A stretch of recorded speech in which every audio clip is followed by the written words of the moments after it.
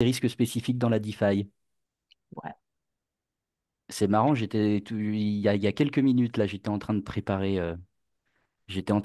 un mail avec un extrait qu'on a fait avec Nicolas Weyman de Bubble Maps, ouais. qui nous parlait des petites dingueries qu'ils avaient mis en lumière avec leur outil sur des célébrités qui lancent des tokens. Et puis bon, il se passe des petits trucs derrière après, un petit peu louches. Et eux, avec leur data on-chain qui mettent bien en lumière, ben, ils le voient tout ça. Donc voilà, c'est certainement des liens avec les risques spécifiques qu'on va aborder. Yes. Alors, Exactement. par quoi vous avez envie de commencer? Très bonne question. En fait, il y a tellement de choses à parler là-dessus. Je pense que on pourrait. Peut-être, bah oui, ce sont oui, risques spécifiques, mais peut-être qu'on pourrait prendre l'angle euh, c'est quoi les risques dans la finance traditionnelle en gros, et puis après, par effet miroir, bah, dans la DeFi, qu'est-ce qu'on retrouve ou qu'on ne retrouve pas? Oui, c'est un très bon angle d'attaque. Et puis après, on rajoutera là-dessus les risques qui sont spécifiques à la DeFi et qui sont pas dans le Voilà, web. qui viennent, oui, voilà, c'est ça. Ah, Mais c'est une bonne idée. peut-être commencer par la finance traditionnelle que tout le monde connaît et se dire, OK, bon, voilà, alors vous connaissez Ouais. la finance traditionnelle, les risques, c'est ça et ça. Et bah, dans la DeFi, on en retrouve certains. Et puis, bon, bah, il y a des choses qui n'existent pas dans la finance traditionnelle. Yes, parfait. Tu me dis quand ça enregistre? Ah, c'est bon, c'est en route. Ok, alors bienvenue à tous. Ok, ok. Donc, nous allons parler des risques spécifiques à la finance décentralisée. Et sur l'excellente question de Nathan, nous allons commencer par comparer ça avec les risques de la finance traditionnelle. Est-ce qu'il faut qu'on se présente un petit peu d'abord, mais brièvement, hein, parce que je crois Oui, qu'il nous bah, est en je pense que partie. oui, je pense que les gens commencent à nous connaître. Voilà, il y a beaucoup de noms qui étaient déjà là sur les précédents. Donc, oui, vous pouvez dire deux, trois mots Ok, sur vous, et puis après, on enchaîne. vite fait, ouais, d'accord. Donc moi, je suis Chantal Leng, je forme des investisseurs crypto, spot, sur le marché secondaire, plutôt des gros comptes qui n'ont pas beaucoup de temps libre, je leur fais gagner beaucoup de temps. Et je suis aussi advisor dans des projets blockchain et je suis aussi, je fais partie de l'équipe pédagogique de la Blockchain Business School. À toi, Dimitri. Oui, bonjour à tous. Donc, je m'appelle Dimitri. Je suis youtubeur sur la chaîne Dim Decrypt et je suis aussi formateur pour accompagner les personnes, particuliers ou professionnels, à monter, à établir une stratégie et à sécuriser ces crypto-monnaies et aussi à les faire travailler sur la finance décentralisée principalement. Et je suis aussi donc Magnifique. formateur à la Blockchain Business School. Pour ça aussi Yes. qu'on est tous ici. Excellent. Bien. Alors, donc, les risques dans la finance traditionnelle, c'est généralement ce qui rapporte le plus, hein. Si on achète quelque chose de très risqué, on envisage d'avoir beaucoup plus de bénéfices en retour. Dans le Web3, c'est pareil. Sauf que quand on s'y connaît, eh bien, on peut jouer sur le rapport risque-bénéfice et bénéficier justement des incohérences lorsqu'il y a beaucoup de bénéfices avec moins de risques. Euh, donc, dans la finance traditionnelle, qu'est-ce qu'on a comme risque? C'est que le projet pour lequel on vient d'acheter des parts en equity ne réussisse pas, disparaisse. Il y a aussi le risque qu'il se fasse, qu'il parte avec la caisse, qu'il y ait quelqu'un de malveillant dans l'équipe. Qu'est-ce qu'il y a d'autre comme risque? Qui est le risque juridique, hein, qu'il se fasse accuser par son gouvernement d'avoir tel et tel, d'avoir pas bien géré ça. Qu'est-ce qu'on a d'autre? T'as des idées, Dimitri? Qu'est-ce qu'on a d'autre comme Oui, risque? le risque bancaire, notamment une banque qui peut faire faillite avec nos fonds dans un compte en banque ou les fonds d'un projet qui soit traditionnel ou décentralisé, et qui peut avoir des fonds dans une banque qui fait faillite et auquel cas, ben, là, il risque d'avoir une perte partielle ou totale du capital de la société, quoi. Ok. Et aussi des clients de la banque, quoi. Les banques qui font faillite, c'est quand même un peu plus rare dans le Web 2, mais c'est génial pour comparer ça avec le Web 3. Euh, et les entreprises qui font faillite, c'est très fréquent chez les jeunes entreprises. Donc, lorsque des gros comptes veulent investir très tôt, avant que les entreprises entrent en bourse, ça s'appelle venture capital, le capital risque. Évidemment, elles achètent ça très bon marché parce que c'est beaucoup plus risqué. On peut comparer ça dans le monde de la crypto, justement, avec le fait qu'on a la possibilité d'acheter des tokens très, très tôt, alors que le projet n'a pas encore fait ses preuves. Et on a la possibilité de l'acheter, les tokens, plus tard, quand le projet a fait ses preuves, mais alors là, on les paye plus cher. Donc là, c'est un peu pareil, hein. Le risque de faillite ou de pas bonne réussite du projet, ben, plus le temps passe, moins le risque est élevé et donc c'est normal que le prix monte. Voilà. Après, l'avantage, c'est que quand on bénéficie de l'ensemble du marché qui monte ou qui descend, eh bien, on peut aussi faire des bonnes affaires sur des entreprises très prometteuses. OK. Dans la finance décentralisée, alors, le risque de faillite, comment on pourrait le qualifier? Tu as une idée, Dimitri?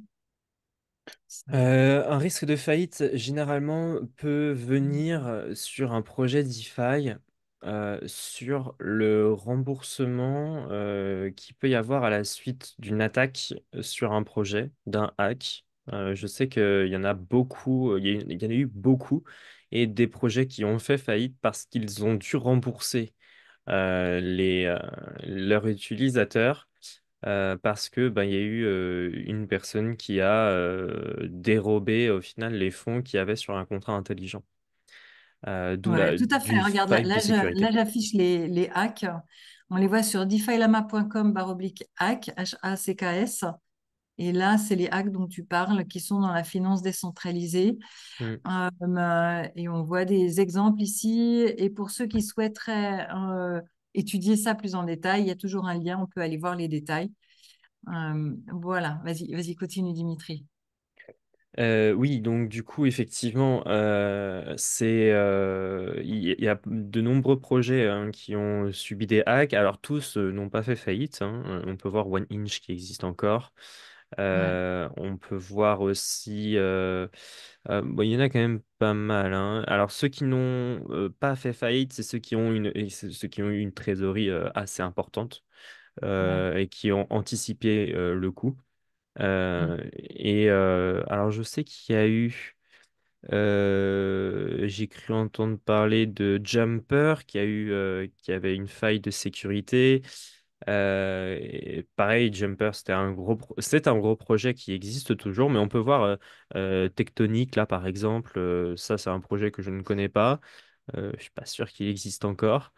Euh, Ça voilà. dépend quel montant En fait, si vous voyez un projet qui a un hack et que vous vous demandez s'il va survivre, il faut comparer le montant du hack, donc le montant perdu qui s'affiche dans la colonne Amount Lost, avec son market cap et avec sa TVL. Si ça représente un tout petit pourcentage, je sais pas moi, 1%, 5%, vous vous dites, OK, il va s'en remettre. Si ça représente un gros pourcentage, plus de la moitié, vous dites, non, là, ça sent mauvais. Sauf que ils négocient et des fois, ils arrivent à récupérer une bonne partie de ce qu'ils ont perdu et le voleur garde ce qu'il appelle un bug bounty. C'est un peu déguisé en Ouais. espérant ne pas recevoir de poursuite. Ça arrive quand même, mais rarement, du genre une fois sur 10. Mm. Tout à fait, tout à fait. Merci pour ce partage d'astuces, Chantal. Mais effectivement, sur le Web3, c'est principalement dû à une faille de sécurité sur les contrats intelligents. Parce qu'il faut savoir que les applications décentralisées sont essentiellement basées sur ces fameux codes. Et donc, ce sont ces codes en fait qui sont vérifiés par des audits aussi généralement. Il y a plusieurs sociétés d'audit qui le font, des plus réputées comme Certic, aux moins réputées. Je pourrais pas vous donner un exemple. Et en fait, ils évaluent en fait les failles de sécurité en fonction de leur état critique. Si leur état est critique et faible, c'est juste une indication. eh ben, il va le mettre dans une autre catégorie par rapport à un état critique sur la sécurité du protocole en tant que tel. Eh bien, il va falloir le résoudre au plus vite. Je ne sais pas si Chantal, tu pourrais nous partager. Skynet Euh, Certic? oui, je sais que tu adores ce site et Yes. tu le connais mieux que moi. Ah ouais, je connais super bien. Et il y a plein d'informations qui proviennent de Skynet Certic et qui s'affichent dans mes scores. Ok. Alors, je suis sur quel Wi-Fi là? Bon, c'est pas important. Ok, donc ici, on peut voir plein d'informations sur cet outil. Il est gratuit. Et donc, si on va sur la partie code, donc ici, je clique sur code, voilà, ça me descend juste un peu. Et là, on voit plein d'informations. Entre autres, il y a l'historique des audits. Hmm. Euh, et non seulement les audits qui ont été menés par l'entreprise Certic, mais aussi les audits qui ont été menés par d'autres. Donc là, par exemple, il y en a 7. Et si je clique ici, je peux les voir les 7. Voilà. Et en plus, on peut même ouvrir les PDF pour aller lire les détails. Des fois, Skynet Certic ne connaît pas tous les audits. Des fois, il faut aller chercher sur le site du projet en question pour trouver les audits. Mais c'est vraiment bien foutu, Skynet Certic. Et alors, évidemment, ça n'est pas du tout une garantie absolue d'avoir des audits. Par contre, un projet dans la finance décentralisée qui n'a pas d'audit, moi, je n'achète pas. Hein. Dans la finance décentralisée, c'est indispensable. Là, je vois Dimitri qui fait oui avec la tête. C'est vraiment important. Hein. Exactement. Après, quand on a le goût du risque, ça peut rapporter, hein, mais bon, faut être prêt à assumer. Oui. Ouais. Ouais, C'est un parce que peu se jeter dans le vide. ouais, c'est ça. Et moi, j'ai plutôt des gros comptes et ils ont quand même envie de protéger leur capital, tu vois. C'est vachement important. Peut-être que quelqu'un qui a juste 100 euros à griller et qui s'en fout et qui veut faire un gros multiple, peut-être que lui, il s'en fout des audits. Mais même quelqu'un qui a que 100 euros, ben pour lui, 100 euros, c'est beaucoup. Donc, Mm. ça vaut la peine de regarder parce qu'il y en a tellement qui ont des audits. Pourquoi on s'embêterait à en choisir un qui n'a pas d'audit? Hein, je veux dire, moi, Eh, j'analyse 7600 cryptos tous les jours et j'accorde énormément d'importance à la sécurité. Alors là, on parle de l'audit de l'ensemble du projet. L'ensemble du projet, il s'agit de beaucoup de smart contracts différents qui font différentes fonctionnalités. Déjà, il y a le smart contract du token lui-même, hein, la crypto elle-même. Et puis après, il y a tous les smart contracts qui ont été créés par le projet pour réaliser des fonctions. Dans le cas de AAV, il s'agit de faire des prêts et des emprunts. Hein, c'est vraiment mon exemple préféré dans le monde de la finance décentralisée. Et là, on parle dans Skynet Certic, on parle des audits qui concernent l'ensemble de la crypto, de l'ensemble du projet, pas seulement la crypto elle-même. Par contre, il y a des points fi scanner qui, lui, regarde uniquement la sécurité de la crypto elle-même. Alors, si vous êtes en train de faire de la finance décentralisée, des prêts, des emprunts sur un protocole, c'est pas pareil que juste acheter la crypto. On est bien d'accord. Mais si la crypto elle-même, elle se fait hacker, c'est sûr que les investisseurs, ils vont perdre confiance et retirer leur bille du protocole. Donc, c'est quand même relié. Donc, quand je veux vérifier le risque de hack sur une crypto qui est dans l'écosystème Ethereum et tout ce qui est EVM compatible, EVM, c'est Ethereum Virtual Machine. Par exemple, tout ce qui peut être affiché dans MetaMask, tous les différents réseaux, ça fait un paquet de projets, énormément, des milliers. Donc, à ce moment-là, je vais sur d.fi/scanner. Et là, on peut soit mettre le numéro de smart contract, soit le nom de la crypto. Et ensuite, eh bien, ça va nous donner des infos sur la sécurité du token lui-même. Donc, c'est complémentaire à ce qu'on peut voir dans Skynet Certic que je montrais tout à l'heure.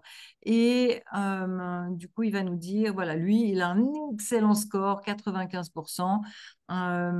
Et puis après, il y a encore le score safety. Mais bon, la partie qui est gratuite, bon, la gouvernance de AV, elle est excellente. Là, c'est juste l'outil qui n'est pas bien informé. Ça, c'est la partie que vous voyez gratuitement sans avoir l'abonnement. Et ça va vraiment vous aider à connaître la sécurité du token. Et alors après, si c'est pas dans l'écosystème Ethereum, mais que c'est dans l'écosystème Solana, vous pouvez aller voir sur solsniffer.com et là, vous tapez. Attends, donne-moi une idée de token sur Solana, s'il te plaît, Dimitri. Jup. Ouais, merci, Jupiter. Euh, voilà, tac. Alors, bon, s'il y en a plusieurs, je vais vérifier sur CoinGecko ou CoinMarketCap quel est le bon numéro de smart contract. Bon, les perpétuels, c'est des produits dérivés, donc je pense que ça doit être celui-là. Voilà. Et comme ça, on peut aller vérifier où sont les points forts, les points faibles du token lui-même. Voilà. Après, pour le reste, il y a Token Sniffer qui a quelques blockchains supplémentaires. Bon, ce sniffer est un peu lent. Euh, voilà. Et Token Sniffer a encore quelques blockchains supplémentaires. Euh, voilà. Et là, on peut taper le nom du token qui nous intéresse pour typiquement ceux qui sont sur Linea. Mm, Linea est vraiment très, très intéressant. L'écosystème Linea, je pense qu'il va exploser. mm. C'est un écosystème qui a été lancé par Consensus, le même qui a créé MetaMask. Et ils sont comme cul et chemise avec le gouvernement américain et ils sont réputés dans le monde entier. Ils aident à trouver les pirates, etc. Et donc, l'écosystème Linea, malheureusement, n'est pas encore couvert par des points FI, alors que pourtant, il est EVM compatible. C'est vraiment surprenant. Mais du coup, on peut le voir dans Token Sniffer. Voilà, alors j'arrête le partage et je vais changer de hotspot parce que j'en ai un mieux que ça. Yes. Dis-moi, Dimitri, qu'est-ce que tu penses qu'on devrait partager encore, que ce soit par rapport au hack ou que ce soit par rapport à d'autres risques spécifiques à la finance décentralisée? Oui, alors j'allais parler Alors, je sais que sur les précédents lives, j'en avais aussi déjà parlé, mais on va en reparler parce que c'est une notion très importante. Notamment à la suite des différents hacks. Si vous souhaitez aller sur différentes plateformes de la finance décentralisée, donc, ça vous intéresse, mais au final, vous n'avez pas forcément le temps de vérifier quoi que ce soit, etc. Vous voulez juste, enfin, vous êtes hypé par le projet, etc. et que vous souhaitez quand même mettre un petit peu de fond. Alors déjà, dans un premier temps, séparez bien la totalité de votre capital d'un premier portefeuille VS un autre wallet sur lequel vous allez être un peu plus sur la DeFi, sur des projets un peu plus risqués. Donc, créez-vous un autre wallet spécialement dédié pour ça. Vous l'appelez DeFi, DeFi Investor, enfin, ce que vous voulez. Et avec ce portefeuille, vous allez pouvoir jouer sur des protocoles qui seront un peu plus risqués. Vous mettez 10, 20, 30 balles. Vous mettez sur des layers 2 comme Base, Linea, on l'a cité, Polygon, etc. Vous rechargez votre compte. Et là, vous allez pouvoir tester les différentes applications DeFi. Qu'est-ce qui me fait mon ordinateur? Ok. Et ensuite, avec ce wallet, vous y interagissez. Alors, personnellement, moi, j'utilise Rabi. Wallet Ouais, tu as Rabi, raison. Rabi il Wallet, est, il est beaucoup plus sécurisé que MetaMask. Tu as bien raison. Voilà, c'est ça. Alors en fait, là, pourquoi on entend beaucoup parler de ce fameux wallet qui s'appelle Rabi? C'est tout simplement un lapin blanc sur un fond violet.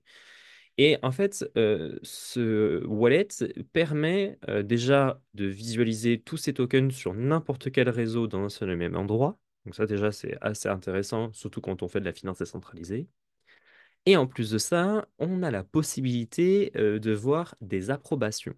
Alors, des approbations, c'est lorsque vous allez interagir avec une application DeFi. Vous allez devoir approuver un token avant de l'utiliser. Cette approbation vous allez dire, en fait, au contrat intelligent de ce jeton qu'il peut utiliser une certaine quantité de jetons sur votre portefeuille. Donc, en fait, vous lui autorisez à prendre un certain type de jeton. Et ensuite, vous allez pouvoir le déposer sur un protocole ou l'échanger. Eh bien, c'est cette autorisation qu'on peut apercevoir sur Rabi qu'on va pouvoir révoquer. Parce que si le token, comme nous a pu nous montrer Chantal, sur des points phi, ou le smart contract pourrait ne pas être sécurisé, eh bien, si vous avez un doute, vous allez sur donc Approval sur votre wallet Rabi, vous révoquez votre approbation et comme ça, vous êtes tranquille. Il ne pourra plus venir utiliser une certaine quantité de jetons sur votre portefeuille. C'est une mesure de sécurité qui est très importante et en fait, on peut vite, au final, en fait, on peut vite venir tester de nombreuses applications sur la DeFi sans forcément s'en rendre compte parce que bah, on approuve un certain type de jetons, même sur Uniswap par exemple, sur l'un des plus gros exchanges sur la finance décentralisée, mais on peut venir utiliser des tokens que bah, voilà, qu'on entend un petit peu parler à droite et à gauche, surtout en période de bull market. Les débutants, enfin avec les débutants, on entend beaucoup parler. Ah, j'ai vu tel token, t'en penses quoi, machin, j'en ai échangé pour un tel, machin. Ouais, mais c'est avec ce jeton qui est un peu, entre guillemets, exotique, que vous avez un risque de sécurité. Et en fait, si vous ne révoquez pas cette approbation et que le smart contract du token euh, viendrait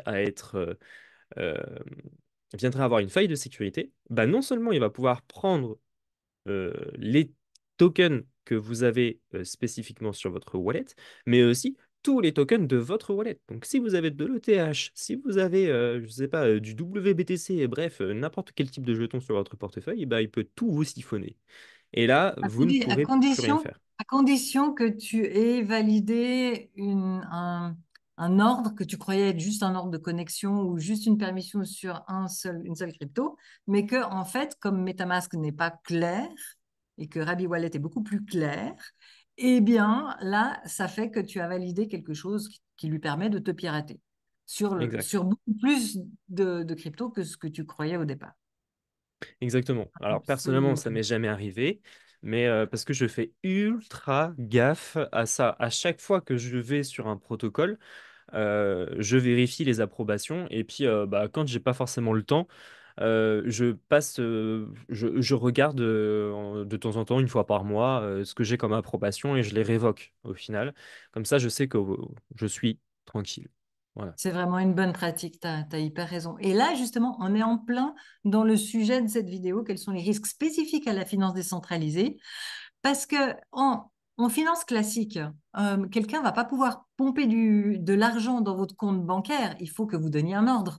Même si vous lui avez déjà payé quelque chose dans le passé, il va pas pouvoir revenir chercher des sous dans votre compte bancaire.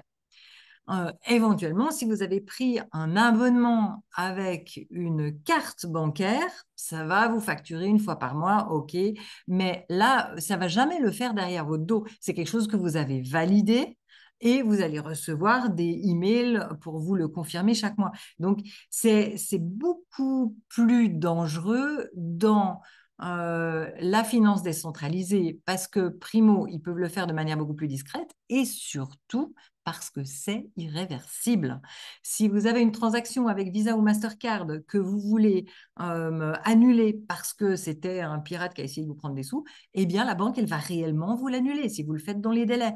Dans la blockchain, c'est pas possible, hein. L'argent, il est envoyé, boum, hein. C'est directement avec le destinataire ou alors c'est directement brûlé si on l'a envoyé au mauvais endroit ou dont personne n'avait la clé privée. Donc ça, c'est un risque typique de la finance décentralisée. Ouais, en plus, je trouve que on peut associer à ce risque le fait que on est très peu informé sur cet aspect-là. En fait, si on ne le sait pas, bah, tu passes à côté parce que autant le disclaimer dans des médias ou chez des influenceurs sur attention, ceci n'est pas un conseil en investissement, etc. Bon, ça, maintenant, ça commence à être assez répandu. Mais par contre, ce genre de disclaimer, attention aux révocations de vos approbations. Ça, celui-là, on le voit jamais. En fait, si tu sais pas ça, tu passes complètement à côté. Ouais, c'est crucial. Exactement. Et Mm. c'est quelque chose qui est enseigné aussi dans la formation finance décentralisée de la Blockchain Business School. Vraiment, les bonnes pratiques sont très, très bien enseignées. Exactement. Et si vous ne souhaitez pas aller sur Rabi Wallet et que vous souhaitez garder votre MetaMask, il y a une application qui s'appelle Revoke.cash qui est ultra intéressant, qui se connecte avec n'importe quelle wallet et vous allez pouvoir visualiser vos approbations. Ouais, excellent. Donc ça, c'est une des pratiques qui sont spécifiques à la finance décentralisée, mais enfin, ce sont des risques, mais il y en a aussi plein d'autres. Euh, Moi, j'avais en tête différentes applications sur la DeFi qui permettent au final d'avoir cette sécurité. Donc, on a Revoke.cash euh, sur les approbations. Mais au final, le mieux dans tout cela, c'est que si vous souhaitez faire travailler vos cryptos, le moins, le- c'est- pour éviter de faire, pour éviter les risques de sécurité, pour éviter de perdre votre capital, le mieux, ce serait de laisser votre argent sur votre portefeuille. Et il existe des portefeuilles qui vous permettent, on a pu le voir, qu'il y a eu une nouvelle fonctionnalité qui a été mise en place. Alors en France, ça ne sera pas encore le cas, ça va peut-être venir dans les prochains mois. Mais il y a notamment maintenant Coinbase Wallet qui vous permet de générer du revenu passif à hauteur de 4,7% à l'année en USDC et vous laissez votre portefeuille, enfin votre argent sur votre portefeuille. Vous n'interagissez même pas avec une plateforme de la finance décentralisée. Donc en plus de ça, du coup, vous réduisez votre risque de perte de capital parce qu'au final, c'est Coinbase qui va vous donner de l'argent sur votre portefeuille. Moi, Ah, tu prends le risque par rapport à Coinbase. Si n- Coinbase a un problème, je veux dire, c'est remplacer un alors, risque par un autre. Et c'est un risque centralisé. Mais il se trouve que non. Coinbase est méga bien sécurisé, mais quand même. Alors, c'est pas, en fait, on dépose pas des USDC sur Coinbase. On dépose des USDC sur notre propre portefeuille Coinbase Wallet et Ouais, non sur j'en ai un, l'application Coinbase. je sais bien qu'il est décentralisé, mais qui c'est qui fournit les 4%? C'est Coinbase, effectivement, tout à fait. Donc c'est centralisé, le revenu est centralisé. Le revenu est centralisé. Effectivement, si Coinbase viendrait à faire faillite, il n'y a plus de revenus. OK, mais on n'a pas perdu le capital, donc c'est un super Non, bon compromis. C'est un super voilà. bon compromis. À part ça, à part qu'en ce moment, juste avant une belle montée de bulles, c'est pas le moment de bloquer du USDC en grande quantité. Il faut combien Exact. de temps pour le récupérer? De quoi les capitaux? Quand tu bloques le USDC sur Coinbase Wallet, Il n'y a pas de durée de verrouillage.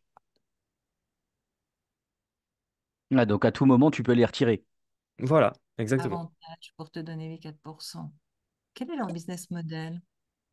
Ouais, donc En là, fait, en fait, là, tu t'extrais de risques spécifiques de la DeFi et là, tu t'en remets, enfin, ça devient comme de la finance tradie, c'est-à-dire que tu t'en remets à l'intermédiaire qu'est Coinbase, comme tu t'en remettrais à un autre intermédiaire dans la finance traditionnelle. On va dire que tu t'extrais des risques qui sont inhérents à la DeFi. oui, Mais tout à tu vois, fait, Nathan, effectivement. lorsque tu mets des sous dans ta banque, c'est normal qu'elle te rémunère parce que pendant ce temps, elle fait travailler l'argent. Tandis que si, dans cet exemple précis, l'argent, il est sur ton propre wallet, Coinbase ne peut pas le prendre pour le faire travailler ailleurs.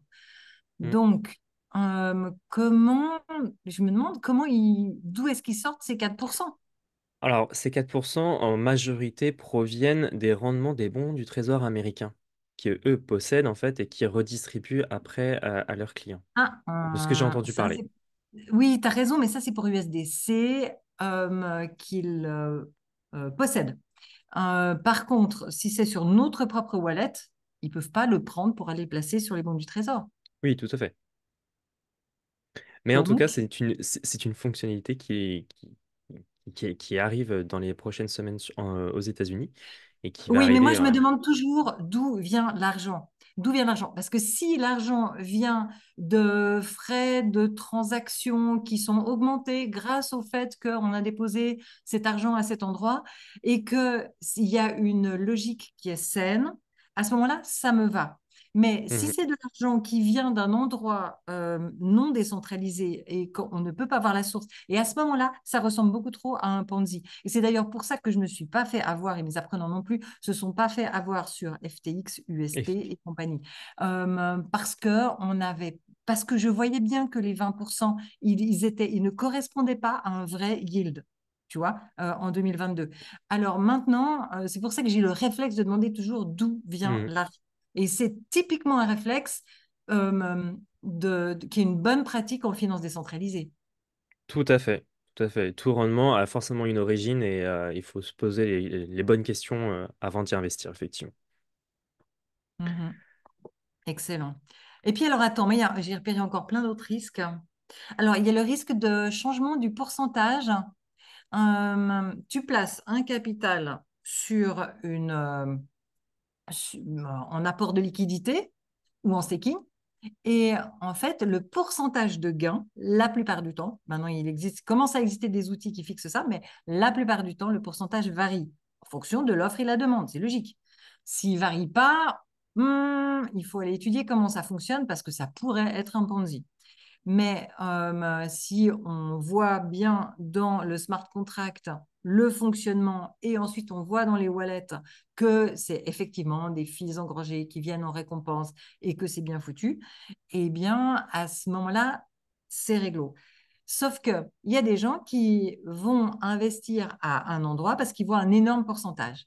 Et ils reviennent quelques jours plus tard et le pourcentage, il est descendu dramatiquement parce qu'il y a plein de gens qui ont flairé la bonne aubaine et qui sont venus investir au même endroit. Donc, c'est un travail de tous les instants de faire un suivi. Tu peux expliquer ça? Parce que c'est pas pareil que dans la finance traditionnelle. Exactement. Ça, c'est un risque aussi sur la DeFi. Alors là, Chantal nous a parlé de l'apport de liquidité. Donc, on va venir en finale déposer, par exemple, je dis n'importe quoi, le cas le plus utilisé, c'est ETH, USDT ou USDC.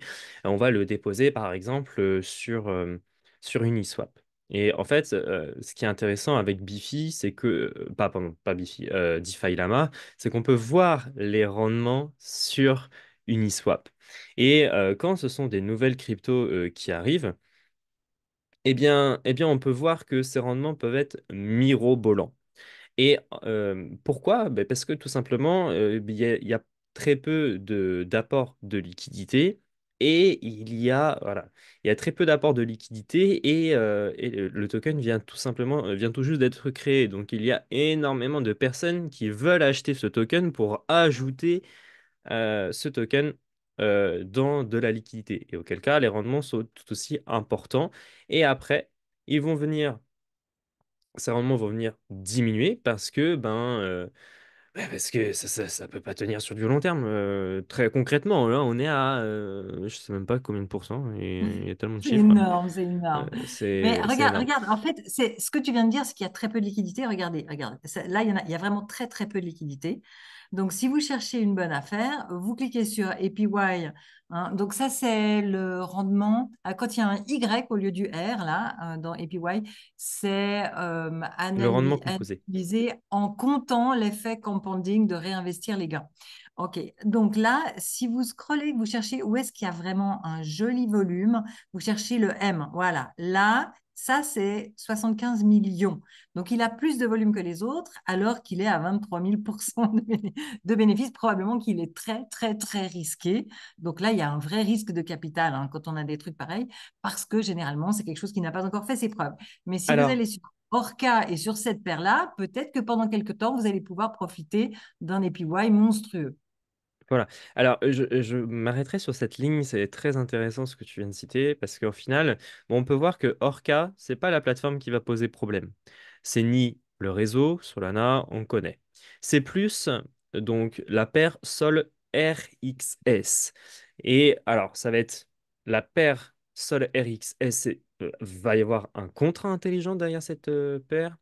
Et c'est plus le token RXS qui est, qui est très méconnu du grand public, même de nous, on ne sait pas ce que c'est Moi non ce plus, type je de ne connais token. pas. Et donc c'est là, on va avoir un risque de perdre son capital parce qu'au final, ben, le RXS, il faut faire des études sur la sécurité avec notamment Certic, etc. Et, euh, pour voir qu'est-ce qu'il y a comme, comme sécurité sur ce token et pour éviter de perdre tout son argent, quoi. Euh, alors, Rexas Finance. Hein, il n'a même pas encore un prix, donc il est que dans la finance décentralisée. Il n'est pas S- encore en vente sur le réseau secondaire. ça peut, ça peut être justement On en est où là? une bonne passerelle pour aller, pour Mm. parler d'un autre concept qui est spécifique à la DeFi, même si on peut trouver des similitudes dans la finance traditionnelle, mais l'impermanent loss. Yes, Justement, là, quand on parle de cette paire avec voilà, avec Solana qui est, bon, qui est assez connu et on va dire qu'il y a une certaine, qu'il y a une certaine robustesse, en tout cas, au moins par sa TVL, etc., son market cap, voilà. Et un token qui, lui, est voilà, inconnu au bataillon.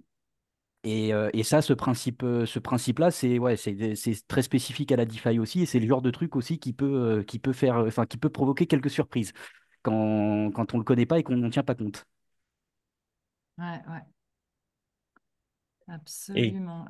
exactement. Est-ce que Chantal, tu veux, je te laisse expliquer l'impermanent loss ou je m'en charge? Je te Non, je vois que tu n'étais pas étais bien sûre. parti sur les images, les Sur illustrations. les courbes, Oui, volontiers. Qu'est-ce qui t'intéresse comme courbe? Celle-ci? Alors, celle-ci, oui, oui, elle est très bien. Je pense que c'est une bonne explication, effectivement. Euh, du coup, je vais commencer à faire Mais oui, c'est l'explication. toi le spécialiste de la DeFi. Alors, en fait, l'impermanent loss, c'est quelque chose, c'est un concept qui est relativement simple. C'est une perte impermanente en français. Donc en fait, ça va être au final une perte que tant qu'on n'a pas retiré notre argent de notre paire, c'est pas une perte qui existe au final. Et en fait, c'est la perte impermanente, c'est au final la différence entre le moment où vous allez déposer et le moment où vous allez retirer. Donc je prends un exemple. Je dépose 1 dollar de DAI, parce que je vois là le DAI sur l'illustration, et je dépose, bah, là effectivement, tu as un très bon exemple, 500 dollars enfin, où je dépose 1 dollar de TH, 1 dollar de DAI et 1 dollar de TH. Ce dollar de TH, il va forcément varier au fur et à mesure du temps. Il va prendre ou il va perdre de sa valeur. Donc, imaginons que le TH, il augmente. Nous, en tant qu'apporteurs de liquidité, on va perdre de la quantité d'Ethereum parce que les gens vont vouloir acheter de l'Ether. À l'inverse, on va prendre du DAI parce que du coup, les gens vont nous donner leur DAI et prendre nos ETH. Et donc, tant qu'on n'a pas retiré, au final, ces deux quantités de jetons vont varier. Et nous, ce qu'on va faire, c'est qu'on va tout simplement garder les frais que la plateforme décentralisée va prendre sur les personnes qui vont échanger leurs tokens. Donc sur Uniswap, si je ne dis pas de bêtises, ça varie en fonction de la volatilité de la de la perte de liquidité. Donc demain, là, c'est de l'ETH DAI, on est peut-être à 0,01%, il me semble. Donc on va prendre 0,01% sur l'échange. Voilà, ça, c'est ce qui va nous revenir dans notre poche. Maintenant, imaginons que l'ETH se casse la figure. Eh bien, on va avoir plus d'ETH que de DAI par rapport au moment où nous avons déposé. Et donc, bah, tout dépend du moment où vous allez retirer. Imaginons que vous retirez en période de bull market, eh bien, vous allez généralement ressortir gagnant. Si à l'inverse, vous retirez en période de bear market, ben, si l'un de vos jetons est volatile, eh bien, vous allez en ressortir perdant. Donc, il faut toujours faire attention dans la pool de liquidité dans laquelle vous allez déposer. Moi, de mon côté, je préconise généralement à mes apprenants de déposer dans des pools de liquidité avec deux jetons de la même valeur. Par exemple, DAI USDT, DAI USDC.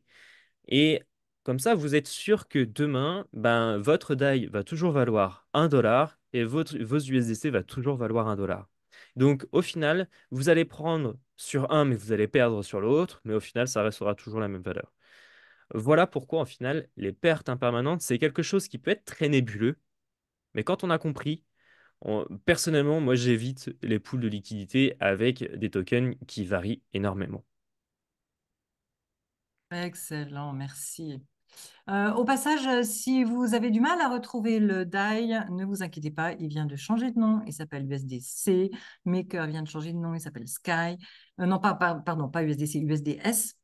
Et le tout a migré sur Solana, ce qui est totalement choquant puisque le DAI était vraiment fait par des gens qui étaient vraiment fans de Ethereum. Et ben maintenant, tout ça, ça a migré sur Solana. C'est tout nouveau. Mais ça reste 1 dollar, donc l'exemple est absolument parfait. Ah ouais, mais dis Yes. donc, je sais pas, j'ai loupé cette info, moi. Ah ouais, c'est tout récent. C'est choquant.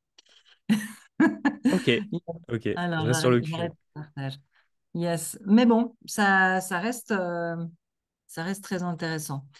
Ok, qu'est-ce qu'on a d'autre comme... Je, je voulais rajouter un petit truc. Lorsque tu partageais tout à l'heure sur DeFi Lama les rendements des pools de liquidité, il y avait une catégorie APY et il y avait une autre catégorie juste à côté, c'est base APY. Alors, les APY, généralement, il faut faire très attention sur DeFi Lama parce que, comme on a pu le voir, on peut avoir des rendements assez fous. Et si vous voulez utiliser DeFi Lama pour visualiser les différents rendements, concentrez-vous sur le base APY parce que la catégorie APY, en fait, il va vous prendre le rendement base APY plus reward APY. Et la catégorie généralement reward APY, ce sont des tokens qui sont fraîchement créés par le protocole. Et c'est généralement Ah, je pas savais pas ça, mais c'est génial, merci. Et ça, ce sont les tokens qui ne sont pas les mêmes tokens que vous avez dans votre pool de liquidité. Et auquel cas, ben, il va falloir généralement swapper ces tokens pour récupérer le token initialement que vous avez déposé. Et donc, c'est pas quelque chose qui est intuitif parce qu'au final, il va falloir que vous alliez à chaque période, donc ça peut être tous les jours, toutes les semaines ou tous les mois, convertir ces différents types de tokens en tokens d'origine pour avoir votre vrai rendement. Parce que ce token Reward APY va forcément varier sur du enfin sur du court terme. Parce que son prix n'est pas fixe. Donc c'est pour ça, moi, quand je vais sur DeFi Lama, je ne regarde pas Rewards APY, ni même APY, je regarde la base APY. C'est le plus important. Et ensuite, en fonction du rendement, forcément, plus votre rendement est élevé, plus vous prenez un risque. Donc Donc là, là, si je moi, regarde le Baby Doge Swap, il a 4600% d'APY, mais en fait, la plupart, c'est des tokens qui viennent d'être créés, c'est ça? Et qui en exactement, plus, tout à c'est fait. un autre token qu'il va falloir transformer pour pouvoir ensuite le vendre. Exactement. Donc ça va faire une pression à la vente ce qui va être horrible. Exactement, tout à fait. C'est pour ça que j'évite absolument ce type de catégorie. Et c'est pour ça DeFi Lama Ah est ouais, très, très, très intéressante par rapport à ça. ah ouais, excellent. Donc voilà, je voulais vous partager cette astuce si vous êtes intéressé pour l'apport de liquidité. Merci, super. Après, il y a un autre risque dont on pourrait parler, c'est le risque de liquidation. Alors, effectivement. Alors, le risque de liquidation arrive généralement sur des prêts. Donc, lorsque vous déposez de l'argent sur AAVE, par exemple, bah, si vous ne faites que simplement déposer, vous n'avez pas de risque de liquidation. Le risque de liquidation vient généralement que quand vous faites un prêt sur cette plateforme. Donc, généralement, bon, c'est AAVE principalement. Euh, donc là, ce que nous montres, Chantal, est-ce que tu peux nous expliquer le graphique? Je pense que ce graphique nous montre à quel prix il faut être pour qu'il y ait un max de liquidation. Euh, Franchement, c'est pas clair. C'est la première fois que je viens sur ce graphique. Donc, si Ethereum est à 3200, il n'y a pas de liquidation. Moi, je le comprends pas. Moi, je le comprends pas. C'est la première fois que je viens sur ce graphique. On parlait de liquidation, j'ai vu liquidation dans la marge de gauche, j'ai cliqué là, mais franchement, ça m'inspire pas. Donc, C'est, c'est, c'est pas quelque chose que j'utilise souvent, ce type de graphique. Personnellement, moi, je me base en fait, généralement déjà, je ne quitte pas AAVE. Voilà. Je ne vais pas sur un autre protocole que AAVE pour faire des prêts et des emprunts. Et en fait, lorsqu'on va venir emprunter, donc on va avoir une dette. Et cette dette va avoir une taille. Et plus on va venir emprunter de l'argent, alors je prends le cas des prêts et d'emprunts hein, sur AAVE, parce que c'est le plus connu de tous. Plus on va venir emprunter d'argent sur AAVE, plus la dette va être importante. Et si cette dette est importante, eh ben, votre ratio de liquidation va venir se diminuer et va s'approcher du ratio 1. Le ratio 1, c'est à partir du moment où votre dette est égale à votre dépôt initial. Et si vous dépassez ces 1, vous avez la liquidation, ce qui veut dire que le protocole AAVE va venir prendre votre dépôt initial pour rembourser la dette et auquel cas, vous perdez la totalité de vos fonds. Et c'est pourquoi, en fait, il faut éviter de s'approcher au maximum du 1. Et auquel cas, bah, si vous avez fait un emprunt sur AAVE, remboursez une partie de votre dette pour éviter de vous faire liquider. Et donc, c'est ce que nous montre au final Chantal dans son graphique. C'est que, si tu peux nous expliquer un petit peu comment fonctionne ce graphique, et c'est volontiers. exactement le même principe. Ouais, tout à fait. Tu l'as très bien expliqué. Donc là, j'ai tapé liquidation heatmap hein, et je suis arrivée sur le site de coinglass.com, COINGLA2S. Et ça, c'est un graphique que je regarde très souvent, mais plutôt pour Bitcoin, puisque en ce moment, c'est Bitcoin qui drive l'ensemble du marché. Là, j'ai cliqué sur symbole et ensuite, j'ai cliqué ici sur BTC. J'ai tapé AAV pour choisir AAV. OK. Donc là, je peux aussi choisir une période de temps. Là, j'ai laissé sur 24 heures qui est le réglage d'origine. Donc, je vous explique. Au centre, vous voyez évidemment les bougies avec le prix de AAV sur 24 heures. Les traits de couleur sont les points où il y a des liquidations. Donc, ce sont des gens qui ont fait des paris dans les produits dérivés, donc les futures, en disant, bah, moi, je parie que le prix va monter. Ils font des paris avec levier. Et plus le levier est élevé, plus le niveau de liquidation est proche du prix actuel. Si je mets un levier à 100, eh bien, mon niveau de liquidation, il sera seulement à 1% de mouvement du prix. Donc ça, c'est quasiment du gambling, hein, ce n'est pas du tout de l'investissement, ni même du trading. Donc, il y a beaucoup de gens qui mettent des leviers à 10, à 20, à 50, s'ils se disent, là maintenant, ça va monter. C'est une forme de trading, en fait, mais sur les produits dérivés. Ils n'achètent pas réellement le AAV.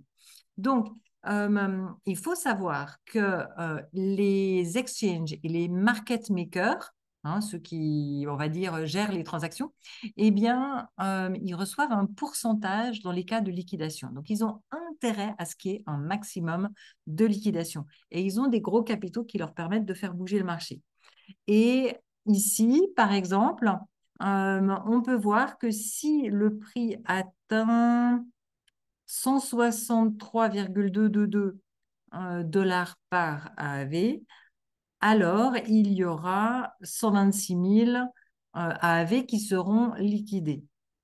Ça fait quand même un joli paquet. Donc, il y a, en fait, ce que je dis à mes apprenants, mais imaginez que c'est très jaune, c'est la lumière, et que le prix, avec les bougies rouges et vertes, c'est un papillon. De quel côté est-ce que le papillon va être le plus attiré par la lumière? Donc moi, si j'étais le papillon, je viendrais manger jusque-là, et ensuite, une fois que j'ai mangé tout ça, eh bien, je remonterai pour prendre la suite. Parce que lui, il est plus attirant vers le bas que vers le haut. Donc, si on se demande dans quel sens le prix va bouger bientôt, c'est vachement pratique d'avoir ce genre de graphique. Ça ne suffit pas, mais j'utilise plusieurs sources comme ça, plusieurs indicateurs en parallèle pour déterminer la probabilité de mouvement du prix dans les heures qui viennent. Mais je ne fais pas de trading. C'est juste quand je veux acheter, quand je veux acheter quelque chose, je me dis, bon, bah, est-ce que ça va plutôt monter ou descendre? Je l'achète ce soir ou demain matin. Voilà, mais moi, je fais pas, j'ai pas le temps pour le trading. Mais voilà. Donc là, on voit les liquidations. On les a aussi dans la finance classique, hein, les mêmes. Si on fait joujou avec les options, les futures, dans les produits dérivés, on a exactement la même chose. On a aussi des prix de liquidation en fonction de la taille de levier qu'on a mis. Voilà. Quelque chose à Exactement. Non, non, non, c'est très clair. Au final, ce graphique est très intéressant, comme tu l'as dit, pour voir la variation. Et est-ce que, là, c'est sur 24 heures, mais est-ce qu'on peut le voir sur plusieurs jours, ce Oui, graphique? volontiers. Là, juste avant que je change le time frame, regarde. Là, le papillon, il était attiré par cette lumière-là. Donc, c'est des gens, ils ont posé l'ordre à ce moment-là et à ce moment-là. Avant ça, l'ordre, il n'était pas là. OK, l'ordre est apparu. Allez, on va aller manger ça. Boum, ils ont fait monter le prix juste assez pour avaler ces liquidations. Ensuite, les market makers, ils avaient fait leur fric, ils ont laissé le prix redescendre. Ils sont capables de faire bouger à court terme, hein. Ils ne peuvent pas faire bouger à long terme, mais à court terme, oui. Parce qu'ils ont des volumes financiers qui leur permettent de faire ça. Donc, si je mets sur un mois, donc là, on va voir vraiment une vue d'ensemble avec les montants beaucoup plus gros, beaucoup plus loin. Voilà. Donc, on peut voir qu'il y a énormément de liquidations intéressantes à 197. Hein. Les gens qui mettent un prix de liquidation là, ça veut dire, si le prix de liquidation est en haut, ça veut dire qu'ils ont parié à la baisse. Si le prix de liquidation est loin du prix, ça veut dire qu'ils ont mis un levier raisonnable. Si le prix de liquidation est tout près du prix, alors que c'est récent, ça veut dire qu'ils ont mis un levier très élevé. Donc, ils ont pris beaucoup de risques sur leur capital. Dès que la liquidation se produit, l'investisseur a perdu son capital et c'est celui qui avait fait le pari inverse qui en bénéficie puisqu'il a parié dans le bon sens et le market maker ou l'exchange s'est fait un bénéfice avec les frais de liquidation. D'ailleurs, quand tu disais tout à l'heure, Dimitri, il ne faut pas s'approcher du 1, tu as hyper raison. Et j'ajouterais, il ne faut même pas frôler le 1 parce que ça ne va pas jusqu'à 1 à cause des frais, justement, des Mhm, frais de liquidation. mhm, tout à Il fait. faut être prudent. Là, Donc, regarde, il y a un magnifique. Là, il y avait à manger, là, boum, il a été mangé tout ça et ensuite il a laissé redescendre. mm, J'adore. C'est comme un petit animal. Yes. c'est super intéressant. D'ailleurs, si vous avez des questions par rapport à tous les points qu'on vous pose dans ce live, n'hésitez pas, hein, parce que je vois Ouais. qu'on arrive bientôt à la fin de notre appel, donc n'hésitez pas. Surtout, on est là pour répondre à toutes vos questions aussi. Donc, on a vu les risques de liquidation, on a vu les risques d'apport de liquidité. Ah oui, je voulais aussi parler, j'avais ça en tête, les risques, toujours concentrés sur les risques de smart contract, mais là, dans un cas d'utilisation différent. Euh, Si tu veux parler de ce sujet-là, Chantal, je te laisserai volontiers la main. C'est le liquid staking. Est-ce que tu veux que j'en parle? Parce qu'en fait, le liquid Vas-y, staking vas-y. est aussi un risque qu'on emploie sur la finance décentralisée. Alors déjà, il faut comprendre ce que c'est le principe du liquid staking. C'est le fait de pouvoir, euh, par exemple, on va sur Lido, on dépose nos ETH sur Lido. Lido, eux, vont nous donner du ST-ETH sur le réseau Ethereum. Bon, ce jeton, c'est du liquid staking. Ça veut dire que grâce à ce jeton, Lido va venir nous reverser les frais qu'il aurait perçus de la blockchain Ethereum via ses validateurs. Donc ces validateurs, ce sont ces fameux ordinateurs qui vont valider les transactions sur la blockchain Ethereum avec nos ETH déposés dans ces fameux ordis. Et eux, Lido, vont reverser les gains perçus de ces ordinateurs à tous les détenteurs des STETH en fonction de leur dépôt initial. Donc en fait, en fonction de leur quantité de STETH détenus sur leur wallet. Et au final, le risque via ce liquid staking, voilà, merci pour cette illustration, Chantal, très bien expliqué. Alors là, c'est pour le cas d'un prêt sur le liquid staking. Euh, donc ça, c'est ce qu'on appelle une boucle de farming. C'est pouvoir faire un effet de levier avec la finance décentralisée. Mais je reviendrai après sur ce cas d'utilisation. Mais le liquid staking est important. Donc voilà, merci pour cette illustration. Donc, en fait, le liquid staking est aussi un risque qu'on va prendre lorsqu'on va venir déposer nos ETH sur le protocole sous-jacent. Donc là, en l'occurrence, c'est Lido. Parce que s'il ne respecte pas toutes ces conditions d'être euh, d'être un validateur sur le réseau, eh bien, notre jeton, là en l'occurrence le STETH, pourrait venir perdre de sa valeur par rapport à l'Ethereum. Parce que sur le réseau ETH, un STETH égale un Ether. Mais on a pu le voir que lorsqu'ils ont lancé leur token STETH, il ne valait plus un Ether. Parce qu'il y a eu une perte de confiance envers ce STETH de par les utilisateurs et les investisseurs.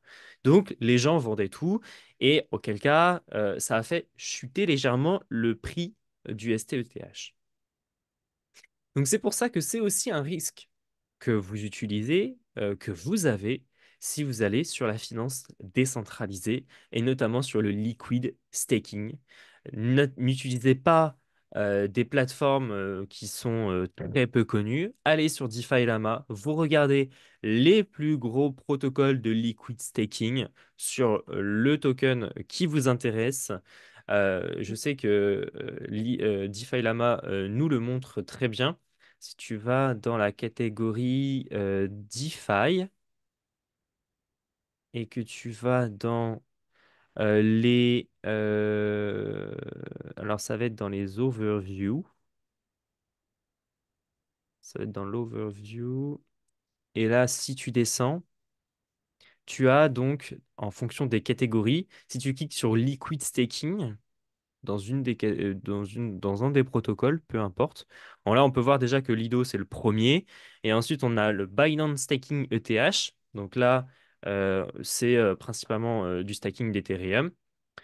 Donc, si tu cliques sur Liquid Staking dans la catégorie, on va voir tous les protocoles de Liquid Staking et en fonction de leur réseau. Donc là, Lido, ils sont sur Ethereum principalement, mais je sais qu'ils sont aussi sur Polygon avec leur S thématique. Sauf que là, DeFi Lama ne le marque pas. Ouais, il Binance, les a séparés, je pense. oui. Binance, donc là, c'est Binance Staking ETH, mais je sais que Binance sont aussi donc sur la BSC et ils sont aussi sur Solana. Ils ont lancé leur BN Sol. Donc ensuite, on a le Jito, donc là, c'est sur Solana. Rocket Pool, c'est sur Ethereum. Donc voilà, là, ce sont les plus gros protocoles en fonction de leur TVL, leur valeur totale bloquée sur le protocole. Donc la TVL en anglais, c'est Total Value Locked. Donc c'est important d'aller sur les plus gros. parce que vous allez avoir un gage de sécurité plus intéressant que si vous allez sur des protocoles qui sont les moins utilisés. Voilà, genre par exemple, moi, j'irai jamais déposer un seul centime sur le WYND. Voilà. Je ne sais pas d'où ça sort, je ne sais pas ce que c'est. Donc, faites très attention à ce type de protocole. Ok, bah là, si je prends ceux qui ont le plus augmenté en un mois, je pense que c'est une augmentation de la TVL. Oui, c'est là Ok. l'augmentation de la TVL. Ok, et que je sélectionne ceux qui ont une grosse TVL. Si je regarde verticalement, la plus grosse, c'est celui-ci, Mm. 854 millions, Binance Staked Sol. Je pense que c'est quelque chose d'assez solide. Alors, Oui, pourquoi est-ce qu'il a augmenté? parce qu'il vient tout juste d'être créé. Ouais, parce qu'il vient d'être créé. Ah bah oui, alors du coup, c'est facile d'augmenter s'il Bah part de voilà. zéro presque. Ah bah oui, bien vu, bien vu. Donc, Ok. donc voilà. Et Ah là, il y a des maintenant, billions, regarde, billions. ouais, Alors, les alors gros. Sanctum est assez reconnu dans l'écosystème du liquid staking. Euh, c'est un protocole qui est assez en vogue, notamment sur Solana. Bon, c'est pas quelque chose que j'irais déposer de la liquidité, mais je sais que j'en entends beaucoup parler. Et Pourquoi tu irais maintenant, pas, Dimitri? Pourquoi tu irais pas? parce que au final, alors il faut faire la diversification de protocoles de liquid staking, ça c'est un fait. Enfin, personnellement, je le fais, mais je le fais sur des protocoles dont j'ai confiance. Alors, Sanctum, mais ça c'est pas parce que j'ai pas confiance, c'est que au bout d'un moment, trop, j'allais dire décentralisé, trop diversifié, c'est pas bon non plus. Moi, je me suis focus sur 3-4 plateformes, 3-4 protocoles de liquid staking entre le Sol, le TH, etc. Moi, je me suis plus mis, alors sur le Sol, je me suis mis sur Marinade, je me suis mis sur Jito, et puis sur de l'ETH, je me suis mis sur Lido. Et je sais que sur Solana, je me suis aussi mis sur le Jup Sol, parce que Jupiter, voilà, Jupiter Staking Solana. Voilà, principalement. Donc après, j'ai pas été sur d'autres parce que il faut savoir Je aussi pense que que tu as chaque... t'as déjà un très joli choix là. Franchement, tu as fait des bons Voilà, choix. voilà. Après, il faut savoir que chaque protocole prend des frais de staking. Et j'ai vu, Chantal, que tu avais ouvert le petit onglet de staking rewards. Yes. Est-ce que tu peux nous montrer l'utilisation de ce site pour choisir le bon protocole de staking? Alors, imaginons que je suis bullish sur Solana. J'ai plein de Solana et je veux que ça me rapporte un intérêt. Donc, je vais choisir Solana. Je vais me dire, ben, où c'est que je peux faire du fric avec Solana pour le déposer quelque part pour qu'il produise un intérêt? Voilà. Alors après, je peux choisir un native staking, liquid staking, custodial staking, Renevalidator. Bon, Renevalidator, ça, c'est trop complexe pour la plupart Hmm. des gens. Mais les trois premiers peuvent être intéressants. Et ensuite, là, je scrolle pour voir, OK, qui me rapporte quel pourcentage? Alors là, j'ai reward rate 7%. Après une année, hum, j'ai pas très bien compris. Là, on est à 6%. Voilà. Donc, en fait, je peux voir les différentes possibilités. Mais il y a plein de choix. Bah, surtout Solana, il a beaucoup de choix. Mais dis-moi un autre que je pourrais explorer qui aurait moins de choix que Solana. Dans ce que tu viens Hmm. d'indiquer. Alors, hum, hum. tu veux les différents protocoles qui prennent des Oh, frais, c'est c'est juste que ça? là, il y avait beaucoup de choix sur Solana. Alors, regarde sur le BNB peut-être? Je sais pas s'ils le font. Ah, regarde, j'ai pas vu celui-là. Proof of stake. Intéressant. Donc ça, c'est pour faire du vrai, vrai staking. Euh, ouais, oui. Ah, il y a 65% des sols qui sont en staking actuellement. C'est énorme. Énorme. Ethereum, c'est en train de monter, hein. Ethereum, il avait débuté, il a débuté pendant le bear market, hein, le staking. Mm. Hum, Alors, il faut savoir que le liquid pardon. staking apporte un avantage assez intéressant par rapport à du staking classique. Parce que lorsque D'accord. vous allez venir déposer Alors, c'est un avantage, mais il y a aussi des inconvénients, notamment avec le risque du protocole sous-jacent. Euh, il faut savoir que si vous faites du staking normal, vous allez donner vos tokens à un validateur, et puis ça va être le validateur qui va faire tout le travail. Et ensuite, vous allez recevoir vos sols en récompense. À l'inverse, native staking sont verrouillés. Vous ne pouvez pas les récupérer tout de suite en fonction du réseau. Alors, je sais que sur l'écosystème Cosmos Network, c'est 15 à 25 jours. Sur Ethereum, ça se retire sur 2 à 3 jours, il me semble. Et Solana, c'est à peu près cette target-là. Si vous faites du liquid staking, vous allez pouvoir les échanger contre du sol à tout moment. Et ça, c'est assez intéressant parce que vous pouvez l'obtenir en instantané. Par contre, l'inconvénient, effectivement, c'est la plateforme derrière. Donc là, c'est assez intéressant sur le liquid staking. En fait, on va avoir différents protocoles et on peut voir que chaque protocole peut nous prendre des frais. Et ça va être sur ces frais qui vont se rémunérer, mais ça va diminuer et ça va baisser notre ratio, notre reward rate. Et donc là, on peut voir que Jito est important au niveau des frais, ils prennent 10%. Mais si on regarde d'autres protocoles, ils sont à 8,13. Marinade Finance est à 8,69. Jupiter 6,57. On peut voir qu'il y a une énorme marge quand même. Et donc, voilà, chaque protocole va se prendre des frais. Donc, ce site est assez intéressant. Voilà, donc 10%. Et je sais que les plateformes. Ah, ok, bah, InnoStacking, 10% aussi. Mais je sais que chaque plateforme a ses propres pourcentages et ses propres frais. Et ce site est intéressant, Stacking Reward, pour venir visualiser quel est le protocole qui rémunère le plus.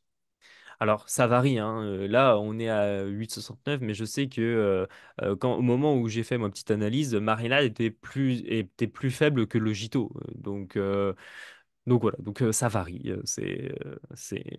Comme disait Chantal tout à l'heure, ça varie en fonction de l'offre et de la demande aussi, notamment. Tandis que dans la finance traditionnelle, tu achètes un produit, par exemple, voilà, un compte d'épargne, un livret A, on te promet un pourcentage misérable, mais on te promet un pourcentage et il est fixe parce Voilà, qu'il ne dépend pas des transactions et des bénéfices de ce qui pourrait se passer, etc. tout à fait. Ouais. Donc, c'est intéressant. Et alors, au niveau du risque, hein, comme tu l'as dit, très bien dit, lorsqu'on fait le liquid staking, c'est un peu comme un sandwich où il y a une couche de plus. Donc, il y a un smart contract de plus entre deux, donc il y a un risque de plus. Voilà. Exactement, voilà, tout à fait. Tu as très bien résumé. Plus il va y avoir d'intermédiaires, plus il va y avoir de risques. Ouais. Même si c'est vraiment décentralisé, que c'est des intermédiaires totalement automatisés dont on connaît le code et dont on peut voir les wallets, ça reste un risque de quelque chose qui pourrait se faire hacker. Tout à Ouais. fait. Donc voilà, les amis, je ne sais pas si vous avez des besoins, si vous avez des questions ou quoi que ce soit, n'hésitez pas à nous Tu peux voir les lâcher. questions? Moi, je ne les vois Oui, pas, les questions. oui, si, je peux les Ok, voir. très bien. Pour le moment, je n'en ai pas. Donc, Ok, bah, alors si là, on... je peux parler. S'il n'y a pas de questions, je voudrais parler de Nexus. Vas-y, je t'en prie. Génial. Alors, lorsque on fait des transactions un peu sophistiquées dans la finance décentralisée, ou même juste des transactions simples, dans le monde Ethereum, souvent, on a une case qu'on peut cocher pour prendre une assurance Nexus qui va nous protéger contre généralement le risque de hack, mais il y a différents risques qui sont couverts. Ça nous réduit un petit peu notre bénéfice, mais pour les gros comptes, ils apprécient énormément de pouvoir payer une assurance. Donc là j'ai été sur Nexus Mutual, j'ai cliqué sur Buy Cover et je me suis retrouvée là. Donc là, ils ont 141 offres. Donc, par exemple, on peut voir que pour AAV, ils ont un risque, une couverture à partir de... Voilà, ça dépend de la période qu'on prend, hein, parce qu'on fait une transaction sur AAV et on dit, OK, je veux me couvrir contre le risque de hack sur AAV. Le risque est très faible. Vous voyez, ici, il est à 2,34%. C'est très bas. Ça veut dire que Nexus Mutual a déterminé un score de risque qui est favorable à AAV. Ils prennent peu d'argent pour assurer AAV. Ça veut dire qu'ils ont relativement confiance.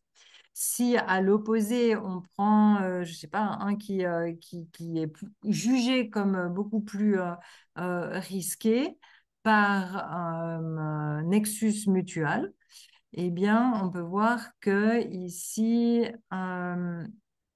le paiement du risque, il est à combien? Déjà, il y a un maximum. Euh, Available amount, ouais. Ou alors là, ça, c'est un endroit où il y a peu d'argent disponible pour l'assurance. Donc, c'est pas très intéressant. Voilà. Mais ça, c'est typiquement le genre de choses que vous apprenez à faire dans la formation finance décentralisée de la Blockchain Business School pour être capable de vous assurer. Et ensuite, quand vous voulez vérifier si un protocole est plus ou moins risqué, eh bien, vous pouvez aller vous balader sur Nexus pour aller voir combien ils prennent de frais de transaction, de frais annuels. Donc ça, par exemple, ce serait pour une période de 30 jours. Si on assure un volume de 1 Ethereum sur une période de 30 jours, les frais annuels seront de 4,4%. Après, c'est une division par 12. Voilà.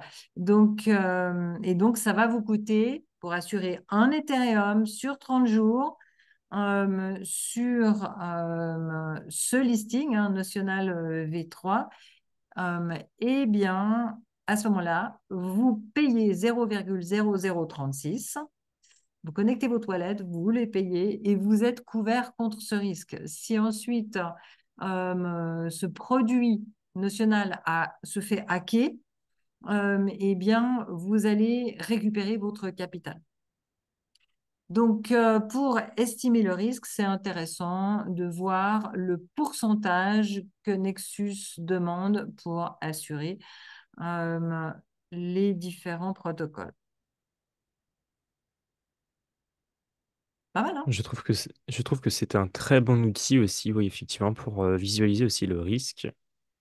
Euh, Comme tu l'as très bien dit, Chantal, c'est vrai que j'y jette aussi un œil de temps en temps quand j'ai besoin d'étudier une plateforme exotique. Ouais, super. J'arrête le partage d'écran. Voilà. Donc voilà. Il nous reste à couvrir comme risque spécifique à la finance décentralisée. Nathan, est-ce que tu vois s'il y a des questions ou est-ce que toi, tu as des questions?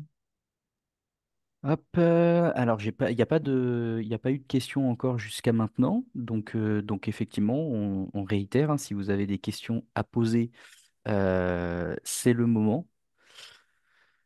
Il y a le risque, en fait, il y a le risque qui concerne le mindset. En période de bull market, on se retrouve avec des montants qu'on ne sait pas gérer. Il y a plein de gens qui ont investi, euh, Oui, par exemple, c'est ils ont vrai investi. que Il y a des c'est gens, vrai j'ai vu que des gens qui ont même quelqu'un de très très proche de moi qui a investi 5 000 € en été 2020. Il l'a fait lui-même. Il voulait me confier l'argent, j'ai refusé. Hein. Je lui ai dit, tu ouvres ton compte, Binance, Kraken, MetaMask et tout. Et par contre, je lui ai conseillé quoi acheter. Et il a transformé ses 5 000 € en 100 000 €, hein, même un peu plus. Et dans ces cas-là, les gens ne se rendent plus compte de la valeur de l'argent. Donc, ils vont investir dans des produits risqués Mm. des montants que si c'était du cash dans leurs mains, mais ils feraient jamais ça. Mais c'est Mhm. juste des chiffres sur des écrans qu'ils ont eu avec la plus grande facilité. C'est comme si ça valait rien. C'est comme de l'argent de Monopoly et ils ne le respectent pas alors qu'ils pourraient très bien retirer cet argent, faire quelque chose qui change leur vie. Eh ben non, ils prennent beaucoup de risques et y compris dans la finance décentralisée, ils vont vers des produits de plus en plus risqués parce qu'ils ne se rendent plus compte de la valeur de l'argent. Et Mhm. ça, ça, c'est quelque chose qu'on a plus, c'est un risque plus élevé en finance décentralisée qu'en finance classique, où c'est des chiffres sur notre compte bancaire qui ressemblent à ce dont on a l'habitude. Ouais, et puis surtout dans la finance traditionnelle, on n'a pas ces phases de marché qui sont paraboliques. Et par parabolique, enfin, je veux dire, on va encore l'expérimenter dans les prochains mois, enfin, des hausses qui sont insensées. Même là, dernièrement, Mhm. je crois que c'est juste à la suite de l'élection de Trump. Je crois qu'en 8 jours, le Bitcoin a pris 23 000 $ en 8 jours. Mhm. Et bon, ça, c'est encore rien finalement. C'est pas grand-chose par rapport au mouvement qu'on va pouvoir voir dans les prochains mois. Mais ce genre de truc complètement insensé où tu te dis, mais enfin, voilà, la raison n'a plus de prise sur tout ça.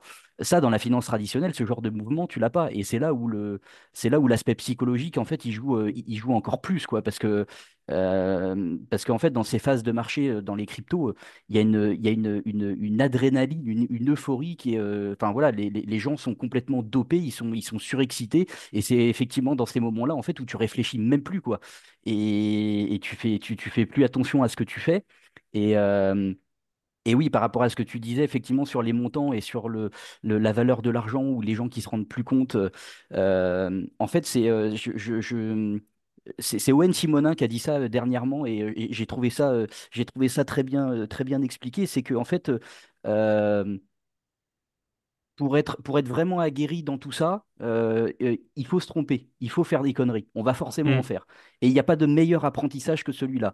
Donc c'est pour ça en fait que tout le monde n'arrête pas de dire n'investissez que de l'argent que vous êtes prêt à perdre et faites, enfin, utilisez des petits montants, des petites fractions, etc. de votre patrimoine ou de votre épargne, parce que justement, en fait, tous ceux qui vous disent ça, ils savent que vous allez perdre de l'argent, vous allez faire des conneries. Euh, et, et donc, en fait, pour éviter de tout perdre et de faire des bêtises, bah, il faut commencer avec des petits montants. Et quand on a compris un peu mieux comment ça marche, c'est là où on est plus en capacité voilà, de gérer des montants plus importants ou en tout cas des phases de marché où on va voir le wallet grimper voilà, du jour au lendemain. Tu vois, on ouvre le PC, pof, ça a encore grimpé voilà, sans rien faire.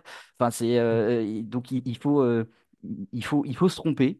Il y a pas de, il y a pas de meilleur apprentissage que ça. Alors après, il y a des erreurs qui coûtent plus cher que d'autres. Moi, je parle souvent de ça. Fin 2021, j'étais encore relativement peu expérimenté à ce moment-là. Fin 2021, j'avais un wallet à 6 chiffres en fin novembre 2021. Et en fait, à ce moment-là, j'étais peu expérimenté et j'avais pas suffisamment de recul, d'expérience, de vision. J'ai pris aucun profit. Parce que à ce moment-là, j'étais comme beaucoup de gens, oui, ça va continuer à monter. Alors, ce sont pas de réelles pertes parce que c'est voilà, en soi, tant que j'ai rien retiré, j'ai pas perdu d'argent. Et là, aujourd'hui, à l'instant T, je me suis déjà bien refait par rapport à ce moment-là. Euh, mais en fait, c'est quand tu fais c'est quand tu te manges ce genre de ce genre de porte où tu te dis, bon, eh ben, pas deux fois. La prochaine Mhm. fois, je sais ce qu'il faut faire. Et donc, en fait, ouais, faut faire super attention parce que je pense qu'on néglige beaucoup, en fait, notre psychologie humaine, la façon dont on fonctionne, la façon dont notre cerveau est câblé et qui fait que alors, dans des phases très euphoriques, comme dans des phases de panique totale, hein, parce qu'on pourrait parler aussi du coup d'envoi du bear market qui est souvent matérialisé par une chute à faire tomber dans les pommes. Voilà, là, dans ce genre de cas-là, c'est exactement la même chose. Et ouais, là, effectivement, on a des courbes là, que nous montre Chantal qui sont très évocatrices. Là, il y a ça descend ouais, quasiment à la verticale. C'est vertigineux. Et ça, Mm. c'est Ouais, pareil, dans ce sens-là aussi, parce que tout à l'heure, on parlait des phases paraboliques, donc plutôt à la hausse. Mais à la baisse aussi, c'est pareil, sur les marchés financiers classiques, c'est extrêmement rare. Alors, sauf éventuellement mars 2020, la crise Covid et les annonces de confinement, et voilà. Mais à part ça, dans la finance traditionnelle, pour voir des chutes de 30, 40, 50%, si ce n'est pas regarde plus, mars 2020. en une journée, Regarde, voire plus. Nathan, regarde mars 2020. C'est à peine une petite virgule dans la courbe. T'as Mm. vu? Tellement de souffrance, tellement de gens qui paniquent et tout. Et maintenant, c'est à peine une petite virgule dans la courbe. Oui, C'est c'est dingue. ça. Mais sur le coup, encore une fois, psychologie humaine, tu te dis, mon Dieu, c'est la fin du monde. Et tu vois enfin, si à ce moment-là, en fait, tu fais, ça c'est pareil, c'est une autre erreur que j'ai appris à ne plus faire, c'est rester scotché à l'écran Ouais. Ouais. et regarder la courbe qui tombe. Ah, en Mm. mars 2020, si tu es devant ton écran et que tu regardes le truc tomber, ou bah là, c'est le meilleur moyen de faire des conneries. Et des cauchemars. Ouais, c'est clair. Ouais. Mais merci pour ton histoire parce que j'étais exactement dans la même situation. J'avais un portefeuille à 6 chiffres et effectivement, j'ai pas pris mes profits.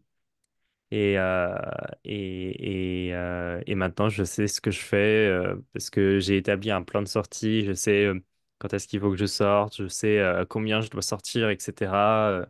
Et c'est de cette erreur-là où je me suis dit, bah, pas deux fois, quoi, parce que ben, on apprend de ses erreurs et c'est en faisant des erreurs qu'on apprend. Mais j'ai fait plein d'autres erreurs, hein. Ça m'est arrivé d'envoyer de l'argent en pensant envoyer sur un wallet centralisé, alors que au final, c'était pas le bon réseau. C'était la même adresse, mais c'est pas le bon réseau. Ah, j'ai tout perdu, quoi. Donc voilà. C'est des erreurs au final qui peuvent être anodines, qui peuvent être toutes bêtes, mais bah, tu le fais la première fois, mais tu le fais pas deux fois, quoi. Après, tu te le Ouais. placards devant ton ordi et puis voilà, tu te le Ouais, notes, quoi. on en apprend beaucoup de ces moments-là et c'est encore une fois, c'est là où c'est important, bah, par exemple, de commencer avec des petits montants parce que bah, l'erreur de voilà se tromper de même adresse mais se tromper de réseau, bah, ça voilà, c'est si tu le fais sur un petit montant, tu te dis bon merde, bah, je le ferai plus, mais du coup Ouais. voilà, si tu l'as fait avec 10 $, bon bah tout va bien. Et puis là, on va dire aussi que enfin, ce qu'on a vécu, la non prise de profit, ça encore, c'est pas grave, parce que des fois, tu vois des histoires dramatiques hein, de gens Ouais. qui ont fait des choses qu'il fallait pas faire et Mm. que voilà, ils n'auraient pas fait ces erreurs-là si, s'ils avaient appris un petit peu, s'ils avaient testé un petit peu et expérimenté en commençant avec des petits montants au lieu justement de se précipiter à cause de l'euphorie, etc., sur un truc qu'ils maîtrisent absolument pas. Mais bon, ils Mm. en entendent parler, ça monte, ça monte, ça monte. Et donc à un moment, ils se disent, bon, bah moi aussi, hein, faut pas que je loupe le train. Et là, par contre, ouais, tu peux tomber dans des histoires dramatiques, quoi, des gens qui perdent toutes leurs économies, qui se retrouvent dans des situations financières très compliqué. Et en plus, c'est typiquement dans ces moments-là que les détracteurs sortent du bois pour dire: Ah, mais vous voyez, on vous l'avait dit que c'était une arnaque, que c'est super dangereux, etc. Alors que, ben, et en fait, il y a beaucoup il y a beaucoup de psychologie humaine derrière. C'est surtout la personne, en fait, qui s'est trompée et qui n'a pas fait ce qu'il fallait. Ouais. Tout à fait. Juste deux petites choses à ajouter par rapport à ce que tu as dit, puis ensuite on traitera la question, si tu veux bien. D'abord, j'entends très très souvent, et tu l'as cité parce que vraiment c'est ce qu'on dit le plus souvent, n'investissez que ce que vous êtes d'accord de perdre. Moi, je ne suis pas d'accord avec ça, parce que les gens qui sont d'accord de perdre de l'argent, c'est de l'auto-sabotage. Il faut qu'ils aillent voir il faut qu'ils se soignent leur enfant intérieur, je ne sais pas quoi.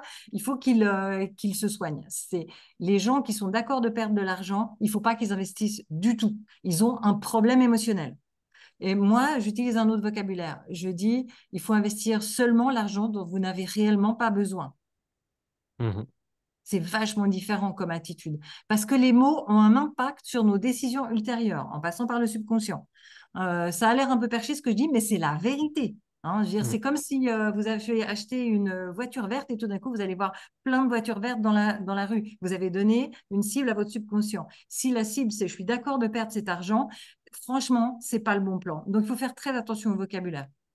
OK. Et la deuxième chose que je voulais dire, c'est la chute est très brutale, comme tu l'as dit. La montée est aussi très brutale et il faut se préparer en avance.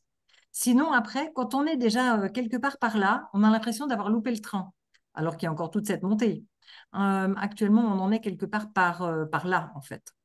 Donc, il faut arriver juste avant la foule pour rebasculer les bénéfices. Et en fait, ça tombe parfaitement bien par rapport à la question qui a été posée. Qu'est-ce que vous recommandez comme plan de sortie? Y a-t-il un pourcentage recommandé? À l'approche des 100 000 dollars par Bitcoin, vous conseillez de faire une prise de profit? OK. Alors, moi, ce que je recommande à mes apprenants, c'est sur les grosses cryptos comme Bitcoin, c'est de récupérer la mise de départ lorsque le prix a fait x2 par rapport à leur prix d'achat. Et ensuite, de prendre des bénéfices régulièrement. Par exemple, à x4, x10, x20, ça dépend des cryptos. Ensuite, l'argent qu'ils ont récupéré en récupérant la mise de départ, selon leur profil de résistance au risque, leur profil d'investisseur, que je leur fais étudier au chapitre 2, et je sais qu'à la BBS, on leur fait étudier aussi, eh bien, ils doivent choisir s'ils veulent se le reverser en euros sur leur compte bancaire ou s'ils veulent le réinvestir. Et là, c'est intéressant quand on est plus avancé dans la bulle, ce qui est le cas maintenant, de rebasculer une partie des bénéfices, il ne faut pas tout vendre, hein, juste une partie, hein, c'est une forme d'arbitrage, de prendre la partie qui dépasse du pourcentage qu'on en veut et de la rebasculer sur autre chose de plus petit parce qu'on est juste avant le mouvement où les baleines vont le faire. Et donc, on est juste avant la montée qui va suivre sur les grosses. Typiquement, moi, je pense qu'il y a beaucoup de bénéfices Bitcoin qui va se reverser sur plein de grosses cryptos, mais entre autres sur Solana, parce qu'en ce moment, le narratif, il est sur Solana. Donc là, on a les marches d'escalier. Si je me mets en 2 heures, voilà. Si on regarde sur Bitcoin, Bitcoin, donc c'est celui qui est orange. Hein, on fonctionne avec des marches d'escalier. Je crois que je vais même me mettre en 4 heures. Donc là, on va avoir une marche d'escalier. Voilà, il y avait une marche d'escalier. Ici, on est monté. Une marche d'escalier, on est monté. Une marche d'escalier, un petit coup vers le bas pour vider le train, pour que les gens ne fassent pas trop de bénéfices s'ils ont mis des hauts leviers. Et on est monté. Une marche d'escalier toute petite, parce que là, tout le monde était très bullish avec le nouveau ETF. Et la marche d'escalier était courte et ça monte. Et ici, la marge d'escalier était très courte, toujours à cause de l'ETF Bitcoin. Et c'est monté. Et puis là, on était trop monté. Donc là, on a été obligé de faire une énorme marge d'escalier parce qu'on était trop tôt par rapport à la bulle de 4 ans. Et parce que la montée était trop forte avec pas assez de paliers. Voilà. Et maintenant, on monte et on va devoir faire une marche d'escalier parce que là, on est monté trop fort sans marche d'escalier. OK? Alors, la marche d'escalier, elle sera où? Bon, elle sera probablement quelque part entre 90 et 110. Hein, j'en sais rien, c'est pas très important. Ce qui est important, c'est que quand on sera dans la marche d'escalier, eh bien, c'est là que les gens qui vendent, les mains faibles, qui estiment que le prix de Bitcoin est trop haut, mettons que ce sera, je sais pas, si c'est par exemple juste en dessus des 100 000, ça monte, ça redescend, voilà, on va être dans un range pendant quelques semaines. À ce moment-là, si on est dans un range, ça veut dire qu'il y a des gens qui vendent et des gens qui achètent. Les gens qui vendent trouvent que le prix est trop haut, les gens qui achètent trouvent que c'est le bon prix. Ça consolide le prix puisque on transfère des bitcoins des mains faibles vers les mains fortes. Ensuite, quand il y aura plein de bitcoins qui sera dans des mains fortes, eh ben, il n'y aura plus beaucoup de vendeurs et boum, le prix pourra recommencer à monter. Alors, tous ces gens, pendant la marche d'escalier, pendant le range, tous ces gens qui vendent, qu'est-ce qu'ils vont faire avec leurs bénéfices ou ce qu'ils ont retiré de la vente? Est-ce qu'ils vont se reverser en euros sur leur compte bancaire? La réponse, c'est non. Il y a certains qui vont le faire, ceux qui sont des gros comptes très court terme, qui font juste du trading, mais il y a énormément de fonds qui vont rester dans les cryptos. Et là, ils vont passer des très grosses aux grosses, des grosses aux moyennes, des moyennes aux petites, plus tard. Hein. Donc là, c'est lorsque Bitcoin est dans un range, il y a plein de gens qui font des ventes. C'est là, à ce moment-là, que l'argent se déverse sur la taille d'en dessous parce que bah, c'est la nature humaine, hein, c'est la psychologie des foules. On veut savoir quel est le prochain Bitcoin, le prochain qui va exploser. Ouais, c'est ça. Traditionnellement, sur les précédents cycles, on a toujours cette première phase où c'est Bitcoin qui drive le marché. Au bout d'un moment, comme tu le dis, traditionnellement, ça basculait sur Ethereum et c'est Ethereum qui se mettait à surperformer le reste. Et puis, troisième phase, ça se déverse sur toutes les autres altcoins, puisque Ethereum est le numéro un des altcoins. Et c'est à ce moment-là où, en général, on a les plus gros multiples, hein, puisque du coup, les altcoins sont beaucoup plus petites en taille, hein, en market cap. Et donc c'est là où il y avait c'est là où il y a traditionnellement les plus gros multiples à faire, mais c'est là aussi où bah, il ne faut pas se tromper d'altcoin, hein, parce qu'il y a à boire et à manger dans les alts. Et donc voilà, traditionnellement, on avait ces trois phases-là. Donc effectivement, si on suit, bah, voilà, faut déplacer en fait ces fonds au fur et à mesure qu'on avance dans la phase haussière. Ouais. Et puis, ouais. Et alors, comment tu anticipes, toi, on va dire, le top de la bulle et puis l'amorce de bear market? Alors, les gens me demandent souvent ce sera quand et à quel prix. Je leur réponds, tu n'as pas besoin de savoir ni la date ni le prix, tu as besoin de savoir quoi surveiller et quoi faire. Et c'est ce que j'enseigne dans le chapitre 5 de ma formation. Et à la BBS, on l'enseigne aussi. Quels sont les indicateurs qu'il faut surveiller en point de bulle et comment se comporter en point de bulle.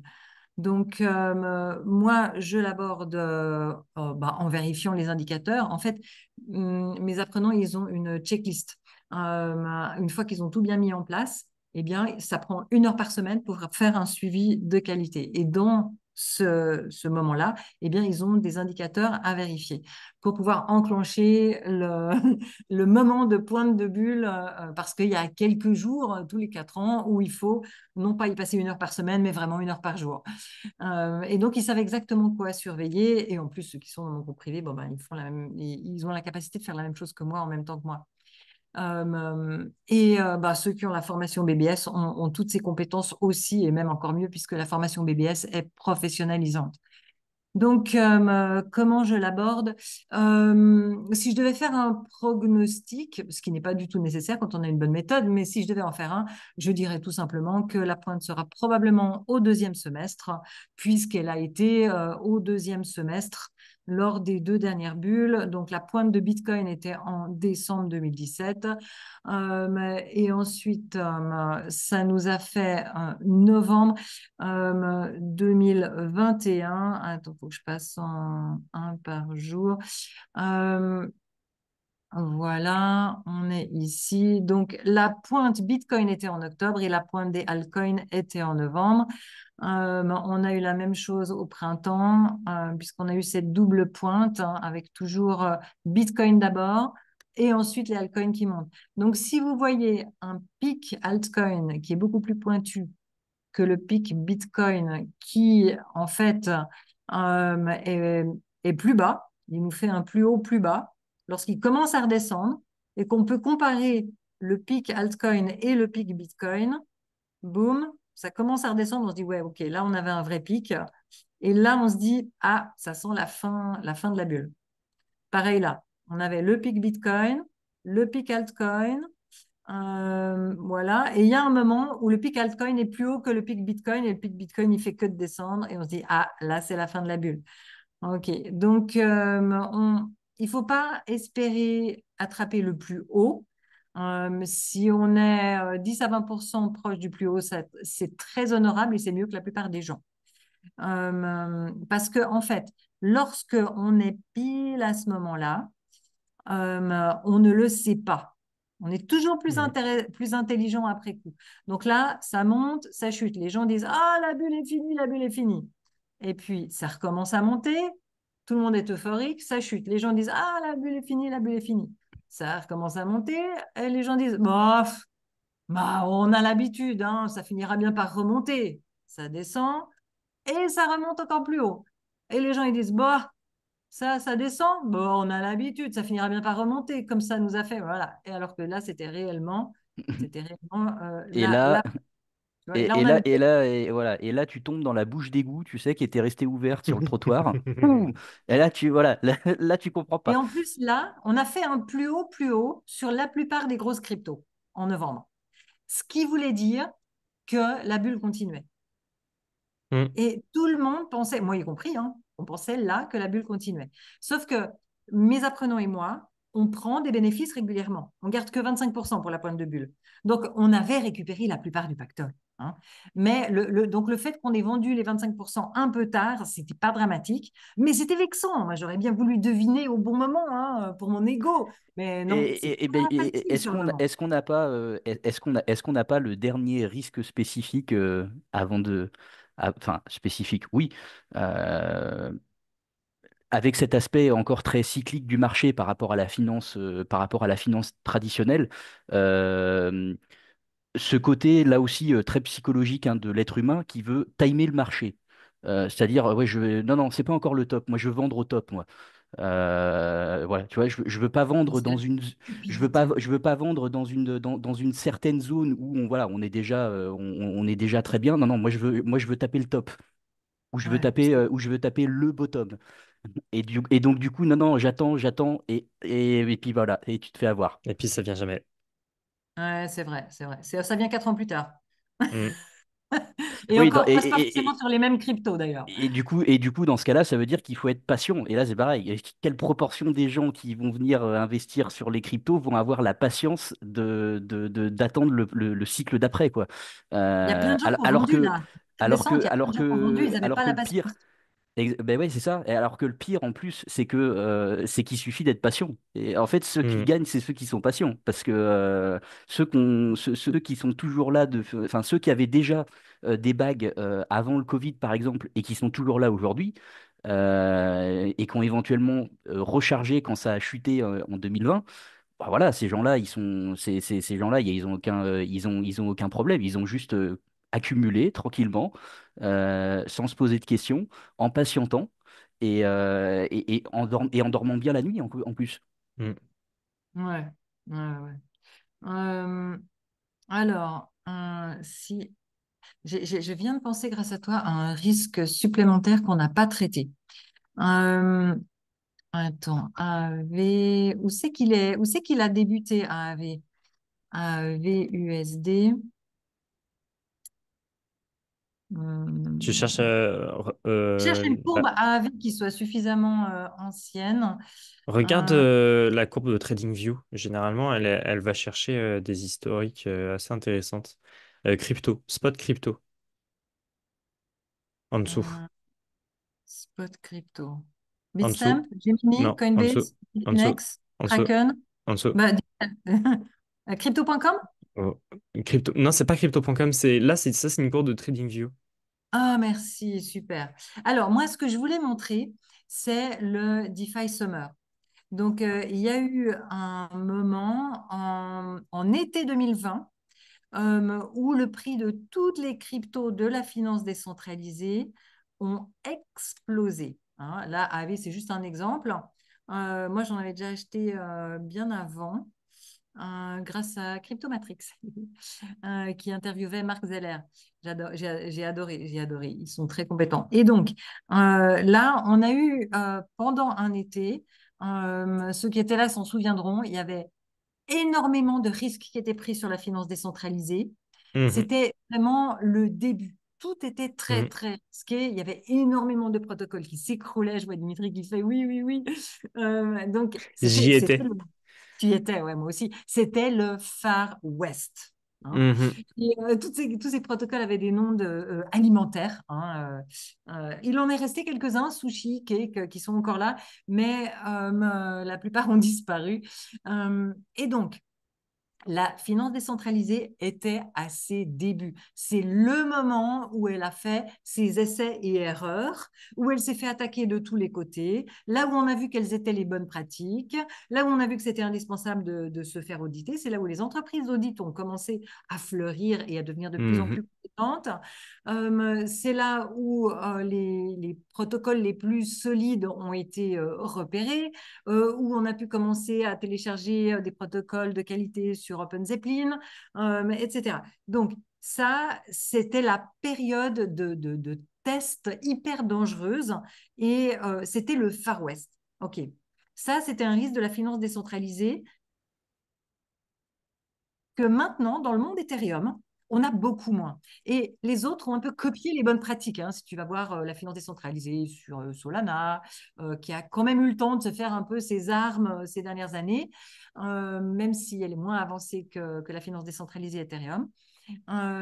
Mais le risque qu'on a en ce moment en finance décentralisée, c'est la DeFi sur Bitcoin.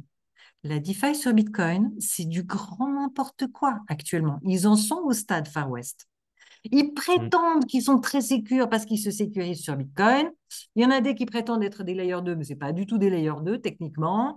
Il y en a qui sont complètement centralisés alors qu'ils font miroiter le mot Bitcoin. Du coup, les gens croient qu'ils sont décentralisés, etc. Et puis Donc, c'est ultra dur en plus d'y aller.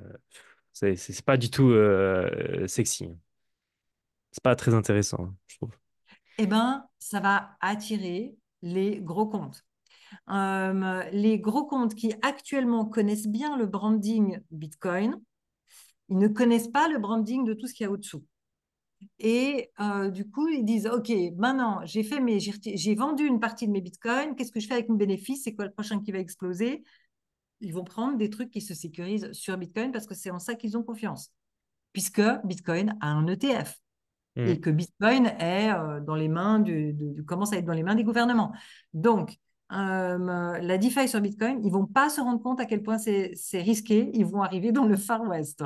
Ça va les choquer, hein, ça va les choquer. Ceux qui sont connaisseurs vont plutôt aller dans la finance décentralisée, Ethereum. Donc, je prévois que Solana va avoir son heure de gloire avant Ethereum, mais Ethereum va attirer les institutionnels. Donc, voilà. Donc, je C'est voulais dire sûr. que ouais, hein, c'est sûr, ouais, merci. Donc là, je voulais dire que c'est la finance décentralisée Ethereum qui va, pardon, la finance décentralisée Bitcoin, qui est le Far West de la finance décentralisée actuellement, à mon avis. Donc, ah oui, on peut le voir sur DeFi Lama. Alors, masquer les commandes flottantes. Là, j'ai du DeFi Lama. Si je vais à la racine et que je choisis un Bitcoin, voilà. Donc, la finance décentralisée qui est sur Bitcoin, regarde, ça monte magnifiquement, sauf que c'est des cacahuètes. Hein. 4 milliards, c'est rien du tout par rapport au market cap de Bitcoin. Donc, c'est juste le tout, tout, tout début, là. Hein, mais c'est le... Mhm. Et donc, il y en a beaucoup là-dedans qui sont extrêmement risqués, qui n'ont pas encore fait leurs preuves. Certaines sont bien. Lightning Bifi, Network? non, Bifi, est-ce que c'est le Bifi BEEFY? Est-ce que c'est le Non, même? C'est c'est un pas le autre. même. Hein. C'est Mhm. celui qui vient de Polkadot, celui-là? Alors, très Je bonne pensais question, que je ne sais ouais. pas du tout. Ouais, je me demande. Mais c'est vraiment risqué, ça. C'est vraiment risqué. C'est le Far West actuel. C'est le Far West de la finance décentralisée. Mhm. C'est la DeFi sur Bitcoin. Voilà. Alors, je vais arrêter le partage. Donc C'est voilà, je pense qu'on c'est a bon. fait le tour. Ouais, Ouais, c'est pas mal. je pense que c'est plutôt complet. On va pouvoir libérer tout le monde. Et puis on va Yes. se donner, on va se donner rendez-vous le 2 décembre. Le 2 décembre, ce sera le workshop numéro 4 sur comment est-ce que le Web 2 analyse les projets DeFi. Ça va être intéressant aussi. Oui. Donc voilà, rendez-vous le 2 décembre. Ce sera 17h, 19h l'horaire. Voilà, comme les précédents. Là, pour aujourd'hui, on avait opté pour un autre horaire. Donc, comme d'habitude, hein, le live, enfin le replay de ce workshop va être communiqué à tout le monde Tu avec sais pourquoi on a le. choisi un autre horaire aujourd'hui? C'est parce que j'ai 7 heures de décalage horaire. Donc, le prochain, de 17 heures à 19 heures, pour moi, ça fait de minuit à 2 heures du matin. C'est pour ça. Oui, c'est vrai, effectivement, effectivement. Mais voilà, mais tu nous as dit que tu adorais travailler la nuit. Yes, j'adore travailler la nuit, j'adore dormir le matin. Je suis pire que mes enfants. Bon, mes enfants, maintenant, c'est plus des ados, ils ont 23 et 25. Mais terrible, je fonctionne comme ça. Yes, donc on va faire comme ça. Donc c'est le 2 de 17 heures à 19 heures. Et c'est très, très intéressant d'étudier comment la finance classique étudie nos projets Web3 parce qu'ils manquent gravement de compétences et ils n'ont pas les mêmes métriques que nous. Mais quand on est connaisseur, on peut aller anticiper ce qu'ils vont faire. Hmm. Au Yes, et passage, ben ça au promet. passage, je vous montrerai mes outils pour repérer qu'est-ce que les baleines achètent ces temps-ci. Ouais, bah oui, parce que ça, voilà, on parlait tout à l'heure des indicateurs à surveiller, notamment pour la sortie, et le comportement des baleines, c'est évidemment le truc à Ouais. surveiller, parce que quand elles se mettent à acheter ou quand elles se mettent à sortir, en général, quelques temps après. Oui, et parce qu'elles étalent leurs achats et leurs ventes sur une période pour pas trop faire bouger le prix. Donc, on peut les repérer de manière anticipée.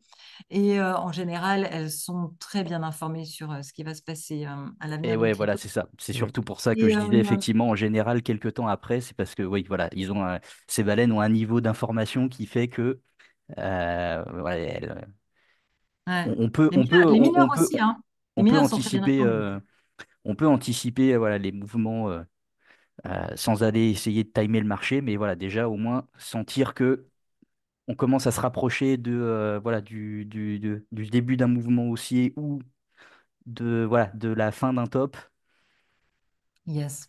Et je peux rappeler, je crois que c'est officiel maintenant, que j'offre 3 mois de mon logiciel des scores à tous ceux qui sont apprenants dans la prochaine volée de la Blockchain Business School. Ouais, Donc, ils voilà, ont c'est ça. C'est accès pour les aux scores nouveaux, et pour entre les autres, ils nou- pourront voir qu'est-ce que les baleines achètent parce que c'est dedans. effectivement, pour les nouveaux inscrits, il y aura, voilà, il y aura à partir du moment où les personnes sont inscrites et débutent, il y aura une période de 3 mois qui commencera pour l'accès à l'outil de Chantal. On travaille en plus actuellement sur un carnet de bord de tâches à réaliser tout au long de la formation à côté des cours. euh, qui intégrera plusieurs outils comme l'outil de Chantal. Voilà, donc on vous demandera d'aller analyser quelques cryptos sur l'outil de Chantal, d'utiliser Bubble Maps pour aller regarder un petit peu la répartition sur les différents wallets. Enfin voilà, on va intégrer comme ça plusieurs outils pour proposer aux apprenants de manipuler concrètement, de faire des choses concrètes, notamment on-chain.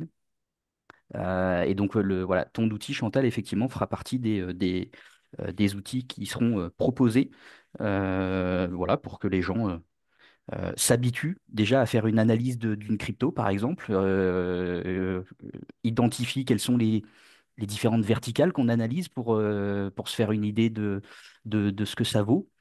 Et puis ouais, voilà, pour essayer de leur donner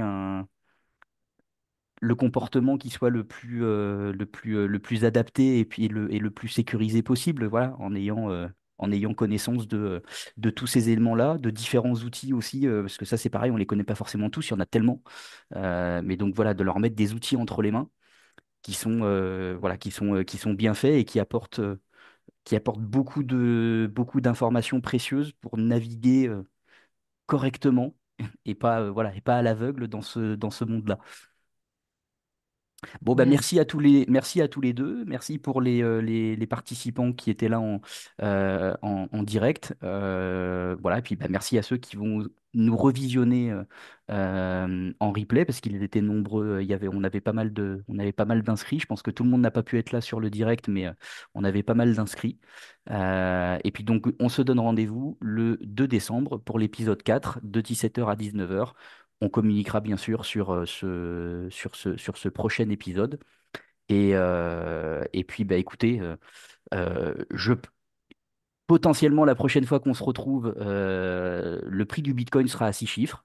Euh, ce, ce- On croise les doigts. ce n'est pas, voilà, ce n'est pas impossible, hein, étant donné le timing, hein, il va se passer plus d'une semaine. Là, on est déjà plus qu'à, ouais, il y a quoi? Il y a moins de 2000 $. Ouais. Donc voilà, on sera peut-être entré dans une nouvelle ère d'ici le 2 décembre. Parce que oui, comme on le disait en ouverture de de ce webinaire avec Dimitri, je, je pense qu'on ne mesure pas encore l'effet psychologique de ce seuil des 100 000 qui va provoquer Hmm. une véritable ruée vers l'or Ouais, c'est clair. chez le grand public. Voilà, je pense que ça va être assez dingue.